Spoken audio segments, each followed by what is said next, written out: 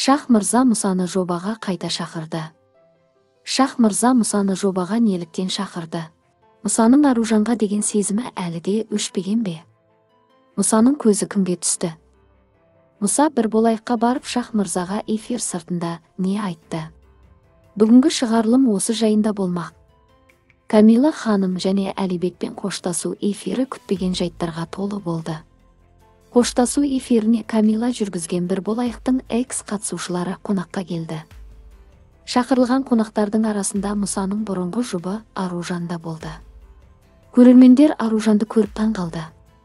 Себебі Аружан Музарт Лайф тобының әншісі Азизбен 2 жыл бойы жұптық ара қатынаста болған. Аружаннан кейін Мұса да бір болайық эфиріне келді. Көрермендер одан бетер таң қалды.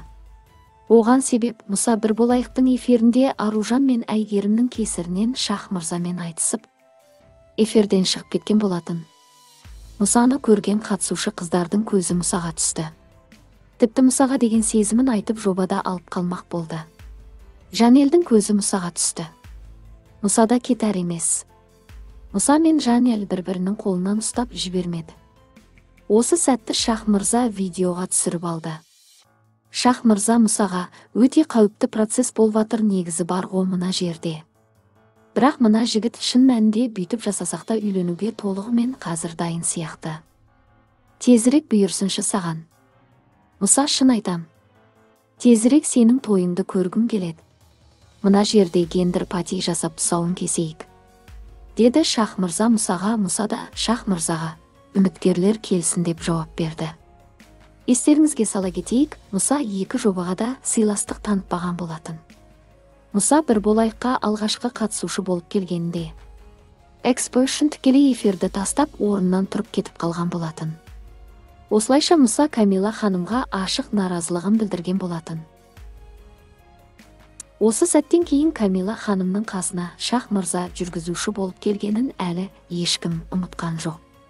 Ал қосылайық жобасында да Мұса қатысушыларды итке, есекке теңген болатын.